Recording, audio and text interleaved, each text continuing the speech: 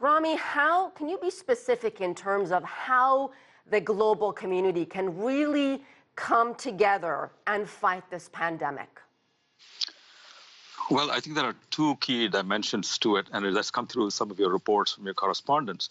The first is on the health dimension. There are lessons that each country is learning, especially the ones that have experienced this crisis before the others. And those lessons need to be passed on and shared globally, and to make the most of what we have already experienced. And that requires global cooperation and coordination. The second aspect, of course, is the economic fallout of the health crisis, which we know is unlike anything we've seen in modern times. We've had a simultaneous shutting down of so many economies. And even though there's been some staggering of the shutdowns, we're now at a point where many countries in the world are shutting down. And how do you restart these economies? That also requires, I think, global coordination. One thing that's been unfortunately lacking, I would say, in the last few years, maybe certainly in the last few months, is the degree of global coordination that we were used to doesn't seem to exist, because countries are very much going off doing their own thing. And these are global problems. The health crisis is a global crisis.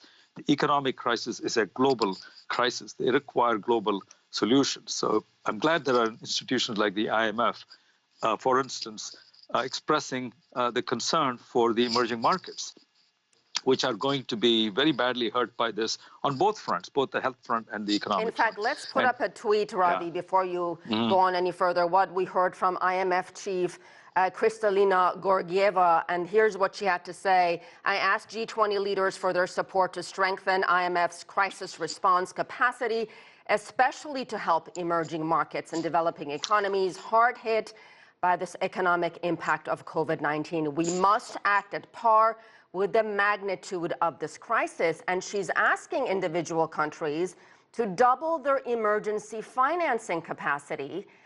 So that alone is pretty significant. The question is, will they do it? Well, I think at the moment there is, as you've seen in the U.S., a very, very large stimulus package that is working its way through Congress that looks likely to take effect. It's very large. It's $2 trillion by some estimates.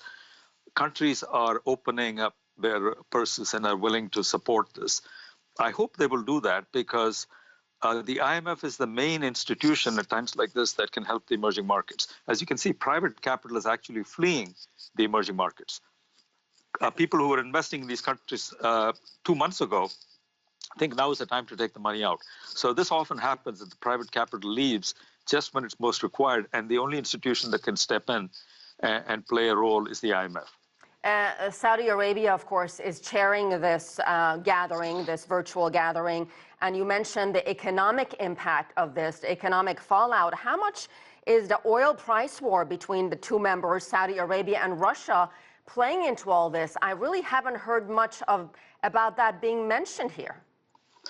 Well, actually, that is, for most of the emerging world, that is good news, because it's brought down prices considerably. And most of the emerging economies are oil importers. Certainly the large ones are oil importers. Think of China, think of India, and think of many other countries that are not oil-producing countries. The negative effect is for the oil-producing countries, of which the U.S. has now become one because of the large, significant shale oil production. So actually, for the emerging economies, including India, for instance, have been stockpiling and filling up its strategic capacity, storage capacities in oil. So I think there's a bit of good news and bad news on that front. All right, we'll have to leave it there. Ravi Ramamurti, thank you.